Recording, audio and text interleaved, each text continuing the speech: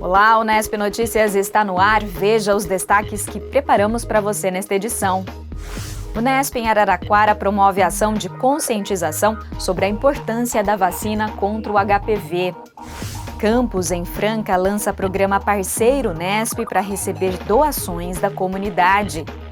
O Unesp em Itapeva amplia a retomada de atividades presenciais, seguindo os protocolos do Comitê Unesp Covid-19.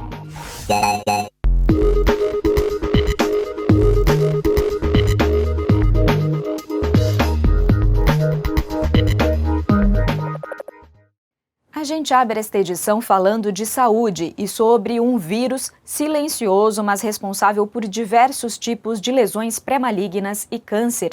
É o HPV, o vírus do papiloma humano, e ele é transmitido durante as relações sexuais. A boa notícia é que existe uma vacina disponibilizada no Brasil gratuitamente pelo SUS.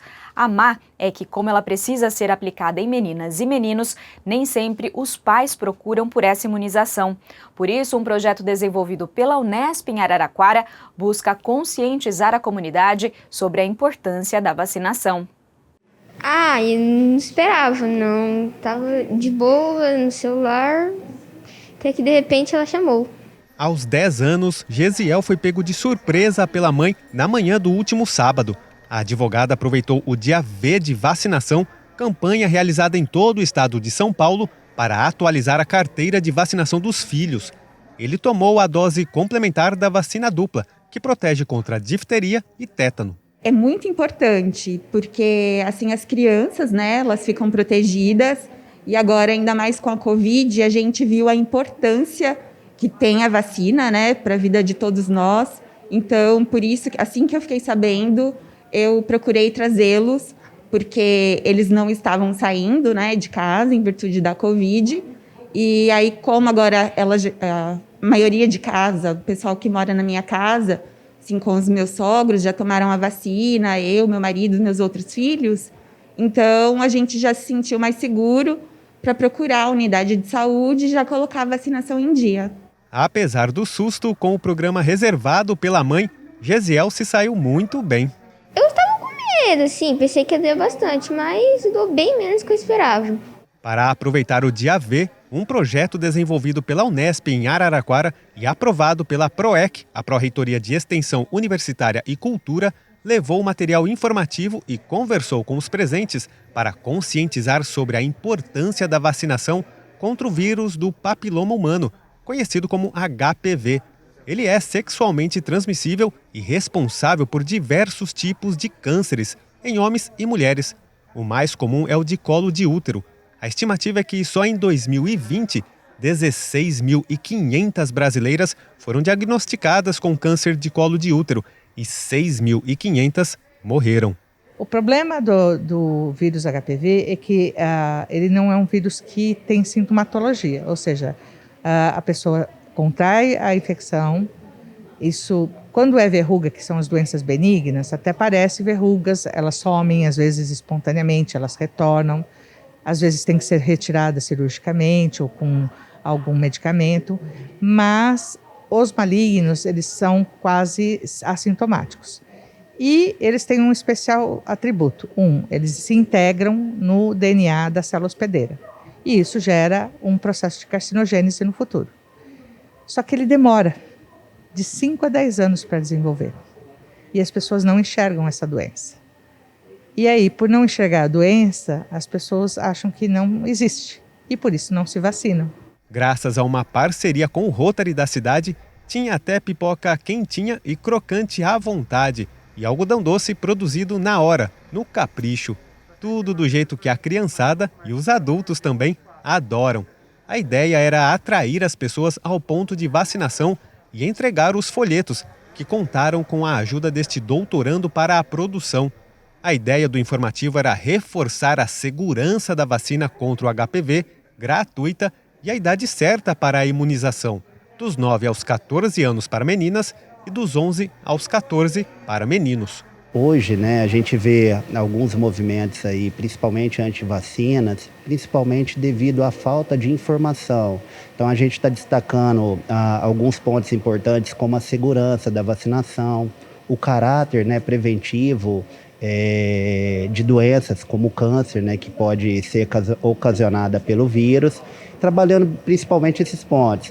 Aos 13 anos, a Lívia, irmã do Gesiel, não teve receio algum em tomar a segunda dose contra o HPV. A importância é porque a gente tem que manter saudável e manter em dia a vacina. Você tem algum receio normalmente de vacina? Como que é para a Lívia tomar vacina? Normal, eu gosto de tomar vacina. É uma vacina, né, que protege contra o câncer, então é de extrema importância. Eu gostaria de ter tomado quando criança e agora, graças a Deus, a medicina, né, os cientistas, ela é disponibilizada para todas as crianças, né? Para a enfermeira-chefe do Serviço Especial de Saúde de Araraquara, seria essencial que campanhas como essa fossem até mesmo reforçadas, já que as taxas de vacinação em geral vêm caindo no Brasil, especialmente durante a pandemia. É claro que a gente está num momento ainda pandêmico, mas essas ações deveriam ser, na minha opinião, mais do que uma vez ao ano, pelo menos 2. E com divulgação. Então, hoje, com as esferas de governo, a gente vê pouca divulgação, pouco chamamento para atualização do que é de rotina, né? Vacinas de rotina. E a gente corre um risco de controlar a Covid e começar a ter aparecimento de doenças que estavam totalmente sob controle, né? O ano passado, o sarampo, 2019 e 2020, o sarampo mostrou que ele pode fazer isso. Isso também pode acontecer com as outras doenças imunopreveníveis. Em Araraquara, por exemplo, menos da metade dos meninos e meninas em idade certa estão imunizados com as 2 doses contra o HPV. Para os membros do grupo e para os profissionais da saúde, mentiras que atribuem à vacina consequências como autismo ou epilepsia, ou ainda a crença de alguns pais de que, ao levarem os filhos para imunizar, estariam liberando eles para a atividade sexual, levam a esse baixo índice de cobertura. Por isso, a importância da universidade estar cada vez mais perto da sociedade, levando ciência e informação. O Núcleo de Atendimento à Comunidade da Faculdade de Ciências Farmacêuticas, por meio da unidade auxiliar, faz a interface da nossa faculdade com a sociedade. Através do atendimento SUS, nós temos o contato, né, de toda a população, então facilita essa comunicação. E a universidade, no seu papel, ela faz essa orientação e faz também a educação através desse alcance, né, para prevenções, né, de doenças através de campanhas. Muitos dos projetos de extensão hoje da PROEX, né, PROEC hoje, são voltados para a área da saúde, com alcance na sociedade, e a nossa missão e função principal é levar esse conhecimento através da ciência, da educação, para a sociedade. Agora a gente segue para o campus de Franca. A Faculdade de Ciências Humanas e Sociais fez o lançamento oficial do programa Parceiro Nesp. O diretor da unidade, Murilo Gaspardo, dá mais detalhes sobre essa ação que tem o objetivo de angariar doações de pessoas físicas e de empresas. Nós sabemos que cabe ao Estado a manutenção da universidade, é responsabilidade do poder público. Entretanto, nós, gestores e a comunidade como um todo, precisamos procurar fontes complementares de recursos para que a Unesp possa continuar a desenvolver o ensino de graduação e pós-graduação, a pesquisa e a extensão cada vez melhores e também promover a inclusão, a permanência e a assistência estudantil. E é sempre bom lembrar que a Unesp é pioneira entre as universidades estaduais de São Paulo na adoção da política de ações afirmativas para ingresso nos seus cursos de graduação. Como contrapartida para essas doações, a Unesp pode autorizar que os contribuintes, por um determinado prazo, divulguem nome e logotipo no site Parceiros Unesp, é uma aba específica no site da universidade destinado ao programa, e em outros canais de comunicação da universidade, bem como a colocação, por exemplo, de placas de agradecimento em local pré-definido com nome e logotipo do parceiro. Aqui na Faculdade de Ciências Humanas e Sociais do campus de Franca, nós tomamos esta iniciativa de criar uma versão especial do programa que consiste na divulgação à nossa comunidade da região de Franca, especialmente aos antigos alunos da nossa faculdade, dessas possibilidades de contribuir com o local, com a instituição que tanto foi importante para a sua formação, para o seu desenvolvimento profissional, para o seu desenvolvimento de cidadania e também que impacta de uma forma muito relevante no desenvolvimento regional. Nós lançamos, então, esta ampla campanha para a comunidade de Franca e região e para os antigos alunos da nossa faculdade. Campanha esta que ganha um sentido especial em vistas da comemoração dos 60 anos da nossa faculdade em 2022, no que estamos chamando de programa Presenteie a Unesp Franca. Existem muitas formas de colaboração.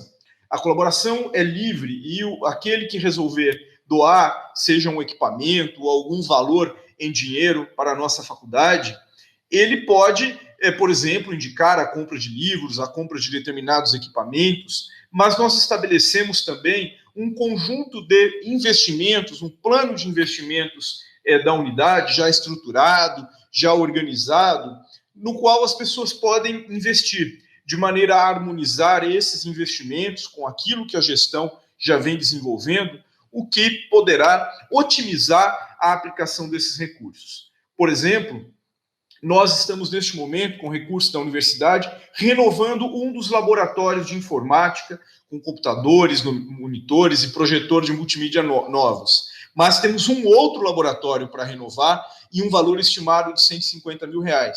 Então, uma pessoa, um grupo de pessoas pode se organizar para ajudar a universidade com esse montante, ou parcialmente também, porque sabemos que é uma quantia relevante. Nós devemos, nos próximos dias, licitar o projeto da nossa arena multiuso, que vai servir tanto para práticas de atividades esportivas, como para eventos como formaturas e grandes conferências. E teremos, mais adiante, que adquirir equipamentos para esta arena multiuso da Faculdade de Ciências Humanas e Sociais. É uma outra possibilidade de contribuição. Nós estamos, na semana que vem, também iniciando as obras de reforma da moradia estudantil, que demandará, na sequência, investimentos em equipamentos, por exemplo, para a área de convivência dos estudantes. Nós temos uma ação para renovação do acervo da nossa biblioteca, que já é muito rico o nosso acervo, mas que sempre precisa ser aperfeiçoado e atualizado. Enfim, são muitas possibilidades de investimentos em obras, em equipamentos, em livros e também em projetos específicos voltados para a qualificação do ensino, da pesquisa e extensão e a promoção da assistência e da permanência estudantil, como a contribuição para um fundo que vise a disponibilização de bolsas para estudantes beneficiados por programas de permanência estudantil, que possa dar melhores condições de vida e estudo na nossa universidade, ou ainda, por exemplo, custear um curso de língua que é tão importante, né, o conhecimento de línguas estrangeiras para a atividade acadêmica.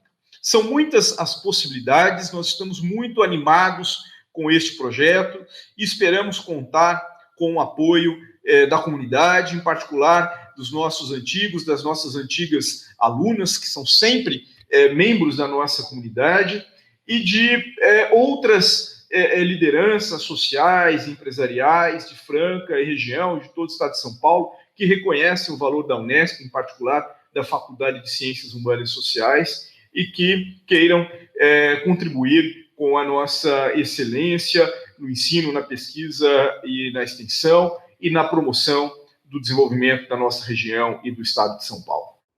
O Neocriativa, Núcleo de Estudos e Observação em Economia Criativa da Unesp em Bauru, e o cursinho Caiçara do campus em São Vicente vão promover, de 26 a 29 de outubro, a Semana da Educação Antirracista. O evento vai ser virtual e totalmente gratuito. Vamos saber os detalhes. Para a gente falar um pouco da Semana da Educação Antirracista, a gente precisa falar da parceria que se estabeleceu entre o Cursinho Popular Caiçara, que é da Unesp São Vicente, que é a universidade onde eu fiz a minha primeira graduação, e o Neocriativa, que é o Núcleo de Estudos e Observação em Economia Criativa, que hoje é o espaço onde eu desenvolvo a minha pesquisa de mestrado no programa de pós-graduação em Mídia e Tecnologia da Unesp de Bauru. Então, essa parceria ela surge realmente dessa conexão que a Unesp traz entre os 24 campos, que no final todo mundo acaba se conhecendo, e a partir desse diálogo que se traçou entre os dois campos, a gente pensou em construir um evento que pudesse aí contemplar as demandas que a educação acaba sempre trazendo para a gente, principalmente pensando que o Brasil é um país que é fundado, estruturado e que replica o racismo em todas as suas instituições. Então, obviamente, a escola também vai estar dentro desse processo. Então, qual é o nosso maior objetivo com esse evento? Trazer essa formação inicial e continuada para educadores, para educandos e para a população em geral que tenha vontade de conhecer um pouco mais sobre esse assunto, porque isso é algo que muitas vezes acaba não existindo dentro dos currículos de pedagogia, dentro dos currículos de licenciatura, e quando é abordado, muitas vezes, é de uma forma muito superficial. Então, por meio dessa ambiência midiática e tecnológica que o ambiente virtual proporciona para a gente traz esse evento para trabalhar as relações étnico-raciais dentro do ensino e aprendizagem com foco na formação para a diversidade, porque uma educação para a diversidade que é o caminho para que a gente possa construir ambientes que de fato sejam inclusivos, né, onde todos tenham aí uma abertura para poder se desenvolver de forma plena. E o evento, ele vai acontecer no dia 26, 27, 28 e 29 de outubro, todos os dias, das 5h30 às 7 da noite, de forma totalmente gratuita. Então, todo mundo está convidado aí a participar. E sem contar que para aqueles que participarem do evento conosco ao vivo, vai ser emitido um certificado. Então, a gente acaba aí também auxiliando nas horas complementares, que a gente sabe que é essencial para os alunos de graduação, para os pesquisadores que estão no mestrado e no doutorado. Logo de início, no dia 26 de outubro, a gente traz o nosso círculo formativo, que a gente quer trazer essa perspectiva, não de uma ideia de palestra, onde existe algo mais superior do que o outro, e aqui a gente trabalha com horizontalidade, né, com essa perspectiva freiriana. Então, a gente traz esse círculo de cultura, que é um ambiente aberto, de diálogo, sobre a educação antirracista, que vai ter aí como convidado o professor Juarez Xavier, que é docente da Unesp de Bauru, e também é vice-diretor do campus. Então, ele vai trazer aí todas essas questões para a gente, para entender de fato como o racismo ele se estruturou dentro da sociedade e acabou sendo retroalimentado dentro das instituições de ensino. No dia 27, que é o segundo dia de evento, a gente vai trazer aí o nosso círculo formativo sobre a Lei 10.639, que vai abarcar ali toda a obrigatoriedade do ensino de cultura e história afro-brasileira e africana dentro da escola, sobre a luz aí do pensamento do Paulo Freire, que está fazendo o centenário esse ano, e é mais do que necessário a gente trazer toda essa narrativa, uma vez que Freire fala sobre a educação para a humanização dos seres. A gente está trabalhando com uma população que foi desumanizada aí por todos os processos civilizatórios do Brasil. E para isso a gente tem como convidada a Patrícia Alves, que é pedagoga, que é mestre em comunicação pela Unesp de Bauru, e também que é Yalorixá. Além disso, a gente também conta com a Meriane, que é formada em mídia e tecnologia também pela Unesp de Bauru e que estudou profundamente a Lei 10.639.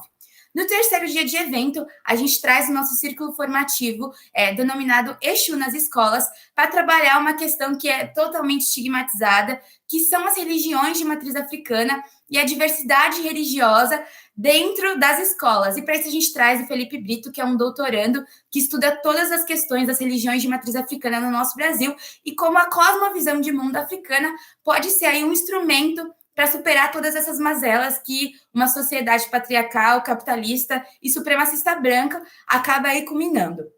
E no nosso último dia de evento, a gente traz uma roda de conversa sobre pesquisas antirracistas e interseccionais E para isso a gente vai contar com um time de pesquisadores do Neocriativa, onde todos nós vamos falar um pouco sobre as nossas pesquisas de mestrado, algumas já concluídas, outras em andamento como a minha, para trazer a importância da academia enquanto esse ambiente que deve ser disruptivo, uma vez que a universidade tem esse papel fundamental de servir a sociedade, né? Principalmente a universidade pública. Então, a gente traz toda essa perspectiva. Então, a gente tem a Ana, que já defendeu a sua tese, que trouxe aí toda uma questão do afroempreendedorismo e das narrativas das mulheres negras. Nós trazemos a Karina Nascimento, que é doutoranda também pelo programa de pós-graduação em mídia e tecnologia, que traz toda uma questão sobre a publicidade e a questão da negritude. A gente traz a Fernanda Gato, que estuda também as relações ligadas às religiões de matriz africana, a Paola, que estuda educação, relações étnico-raciais, o Alan, que traz toda uma perspectiva LGBTQIA+, vinculada à população negra, a Isabela Hall, que traz a perspectiva da mídia radical como essa ferramenta disruptiva também de todo esse mecanismo racista que a gente vive. E eu também vou estar presente trazendo a minha pesquisa de mestrado, onde eu trago as narrativas de educacional de alunos negros com deficiência. E para participar desse evento, é só entrar no Instagram Cursinho Caiçara, que lá vai ter todas as informações e o link de inscrição que se dá pela plataforma Even. E é totalmente gratuito, como eu já falei antes, e totalmente aberto para a gente construir esse círculo de cultura formativo, onde todo mundo tem participação, onde a gente busca, de fato, construir narrativas de ecologia de saberes, né? Onde todos os conhecimentos eles são válidos e eles contribuem para a construção de uma sociedade equitativa. A gente faz uma pausa agora, mas continue ligado para ver como tem sido o retorno das atividades presenciais no campus em Itapeva. Nós voltamos já já.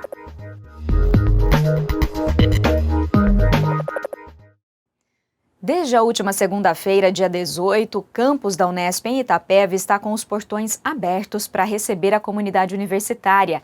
A unidade já vinha mantendo algumas atividades presenciais no sistema de rodízio de funcionários desde março e agora ampliou as possibilidades.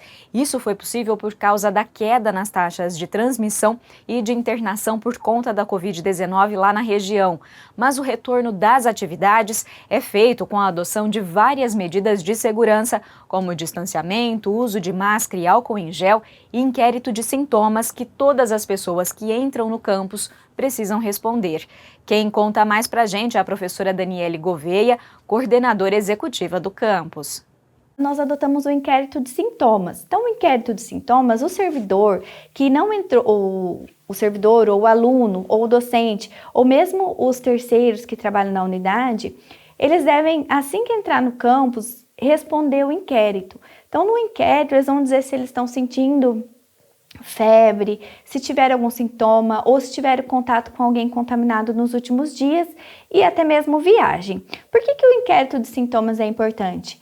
Ele faz com que aumente a consciência, porque o mais importante nesse momento é não vir para a Unesp com sintomas. Então, é pensar mais no outro do que em si mesmo. Então, nós estamos liberando, mas a gente ainda continua com esse cuidado. Docentes e técnicos administrativos, eles possuem salas individuais no campus, então não dividem sala.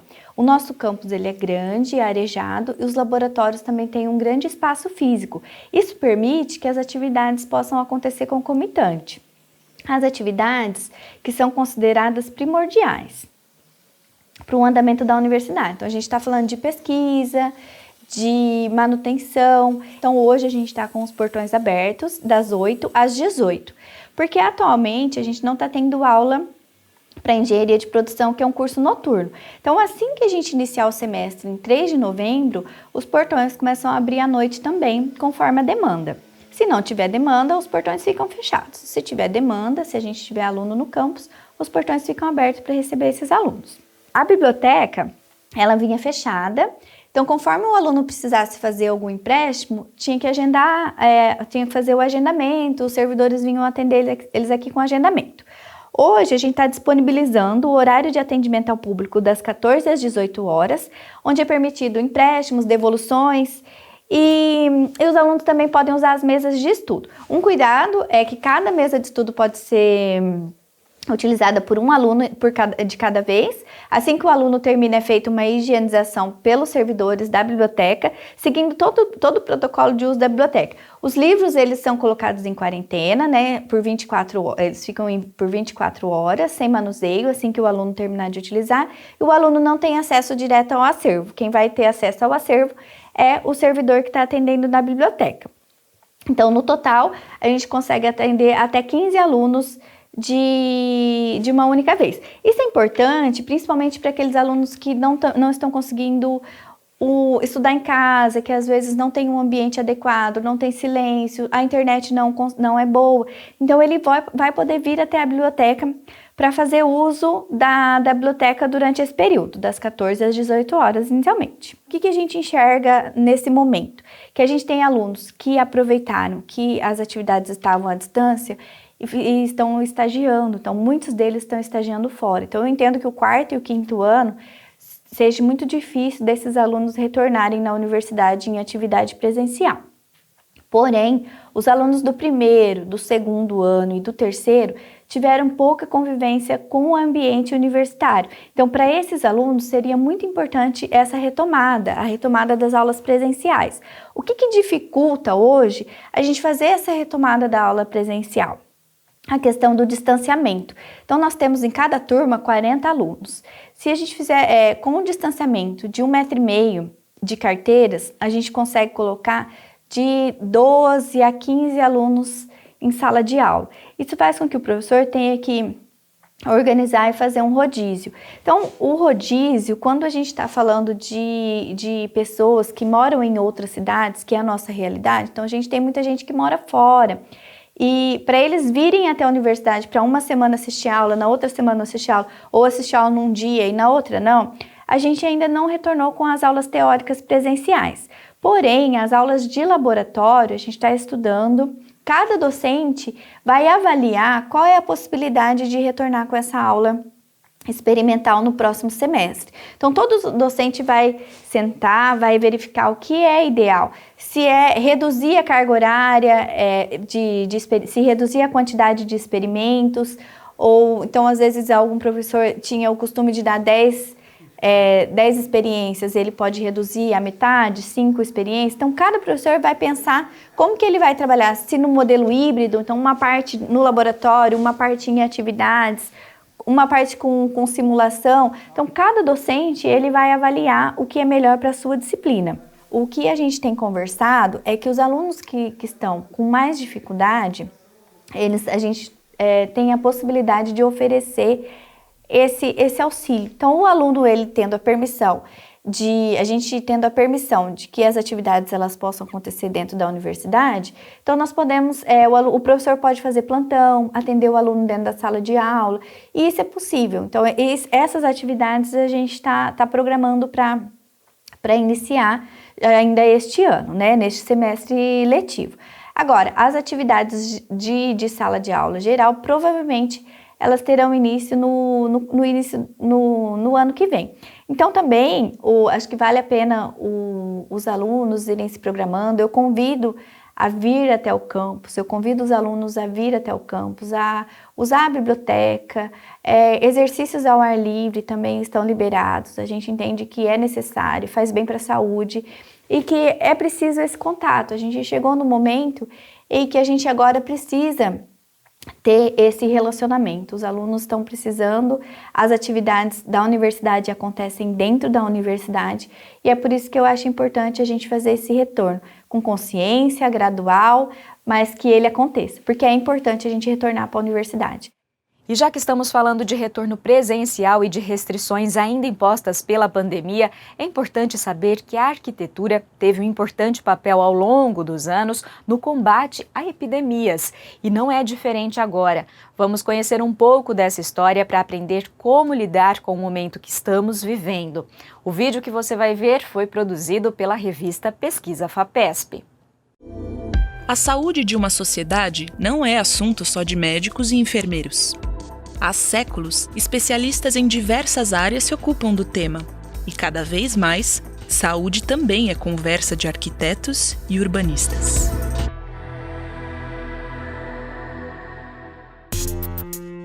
A estrutura de uma cidade como conhecemos nasceu na Europa, na Idade Média. Como a urbanização aconteceu de forma desorganizada, a falta de higiene e o adensamento populacional contribuíram para a grande proliferação de epidemias. Naquela época, a estratégia para enfrentar doenças epidêmicas como a peste bubônica era se manter em casa, com janelas e portas fechadas com tijolos. Foi então que, em 1377, na região que hoje é a Croácia, teve origem a quarentena. Navios com possíveis vítimas de hanseníase ou peste ficavam 40 dias atracados no porto para evitar a propagação das doenças dentro da cidade. Com o passar do tempo, o desenho urbano foi ficando mais planejado, mas epidemias continuavam sendo uma ameaça. Nos séculos 19 e 20, as doenças infecciosas, como a tuberculose e a gripe espanhola, matavam milhões de pessoas. Sem vacinas, uma das formas de enfrentar essas doenças era com a arquitetura. Foi só nessa época que profissionais passaram a concordar que princípios como a circulação de ar eram importantes. Um dos mestres na arte de criar edifícios que são agentes de saúde foi o arquiteto Le Corbusier. A residência Ville-Savoie, na França, é uma de suas obras-primas. Com janelas grandes e horizontais que trazem o máximo de luz e ventilação, telhados planos com jardim suspenso e a construção elevada do solo por pilotis que deixa o térreo livre, o edifício não só incorpora em sua técnica construtiva protocolos médicos, como foi a peça que inaugurou todo um novo movimento, o modernismo. O modernismo perdurou até meados da década de 60, e além das técnicas construtivas, levava em conta outras estratégias essenciais à saúde, como cidades com mais áreas verdes entre as construções, em contraponto à insalubridade da industrialização em massa do século anterior. No Brasil, onde o modernismo teve grande importância, a epidemia de tuberculose na década de 1930 também levou arquitetos a repensarem os espaços. Uma das iniciativas foi levar as salas de aula para o lado de fora. Com carteiras embaixo das árvores, as escolas ao ar livre fizeram parte de políticas de prevenção a doenças. Um dos exemplos foi a Escola de Aplicação ao Ar Livre, instalada no Parque da Água Branca, em São Paulo, em 1939. Só que em 1952 ela precisou ser transferida, cedendo espaço do parque para feiras de agropecuária. O arquiteto Roberto Tibal buscou reproduzir a escola ao ar livre dentro de um prédio. Ele projetou cada sala de aula integrada a um pátio a céu aberto, com grandes janelas que permitiam a entrada de ar e sol. A partir da década de 1950, com o desenvolvimento de vacinas e medicamentos para doenças infecciosas, os pressupostos médicos das escolas ao ar livre acabaram se perdendo. Neste momento, em que a pandemia de coronavírus é um desafio mundial, novamente as reflexões sobre o desenho das cidades e a saúde pública ganham força. Diante da urgência, arquitetos e urbanistas estão se inspirando em iniciativas do passado, sem abandonar a inovação e a força criativa. Não à toa, em maio de 2020, a ONU Habitat trouxe o tema Integrando a Saúde no Planejamento Urbano. Em parceria com a Organização Mundial de Saúde, divulgou um guia detalhado com ideias e direcionamentos para governos, profissionais e sociedade pensar em cidades mais saudáveis, que mais do que prevenir doenças, sejam geradoras de bem-estar físico e emocional para seus cidadãos.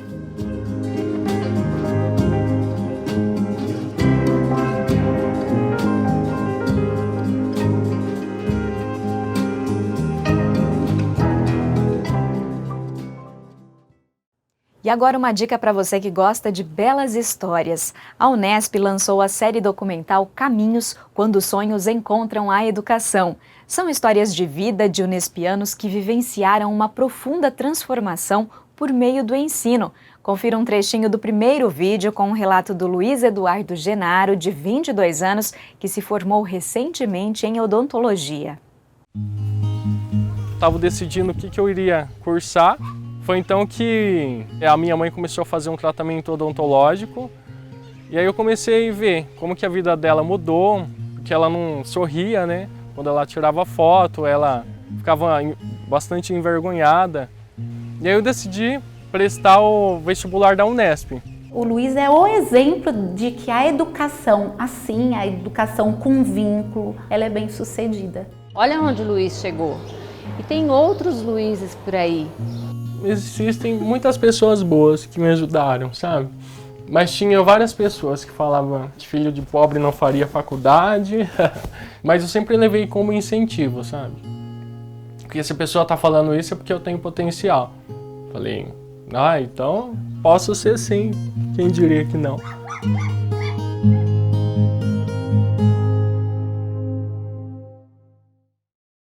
O vídeo na íntegra está disponível no canal oficial da Unesp no YouTube. Vale a pena conhecer toda a trajetória do Luiz e da família dele. O Unesp Notícias está chegando ao fim, mas não esqueça, você pode rever esta e outras edições a qualquer tempo, também no YouTube, mas no canal da TV Unesp. Está tudo lá na íntegra. Aproveite e se inscreva também para receber as novidades da nossa programação. Uma boa semana e até quinta que vem. Tchau!